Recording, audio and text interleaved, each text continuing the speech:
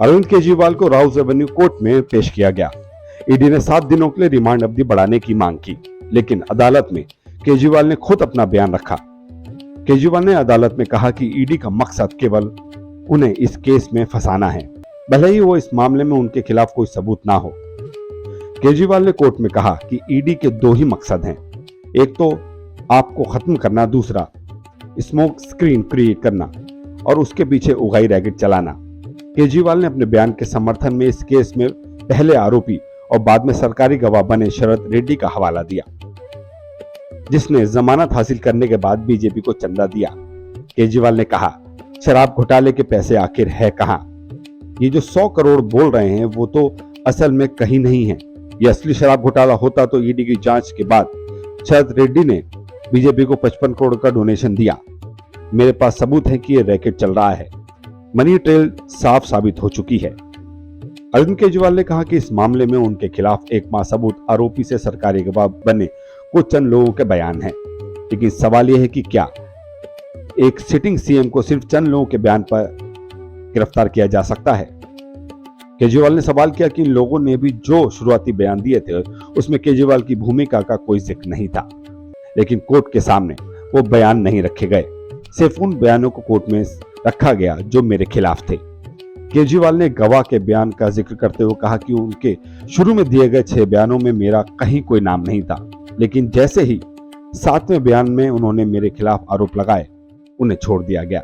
केजरीवाल ने कहा कि हम ईडी की रिमांड का विरोध नहीं कर रहे हैं, जितने चाहे दिन रख लें, पर यह घोटाला है। ईडी की ओर से पेश एएसजी एसपी राजू ने केजरीवाल के इस बयान पर आपत्ति जाहिर की। राजू ने कहा, पेशी के वक्त इन बातों का कोई औचित्य नहीं है। केजरीवाल सनसनी फैला रहे हैं। जिन लोगों का बयान हवाला केजरीवाल दे रहे हैं, उन लोगों ने बात साफ की है कि आखिर पहले दिए गए बयानों में उन्होंने केजरीवाल का नाम क्यों नहीं लिया। जहां तक ये सवाल है कि बयान दबाव में दिए गए हैं या नहीं, ये ट्रायल के दौरान कोर्ट तय करना है। केजरीवाल द्वारा शरद रेड्डी के भाजपा को पैसे दिए जाने के बयान पर एएसजी एसपी राजू ने कहा कि इसका शराब घोटाले से कोई लेना देना नहीं है, क्योंकि बीजेपी या किसी और से यह आबकारी नीति बनाने का अधिकार नहीं था। हमें इस बात का कोई सरोकार नहीं कि कोई किसी को पैसे दे। इसका शराब घोटाले में कोई लेना देना नहीं है। ईडी की ओर से एएसजी एसपी राजू ने कोर्ट में बताया कि अरविंद केजरीवाल के 23 मार्च से लेकर 27 मार्च तक 5 बयान दर्ज हो चुके हैं।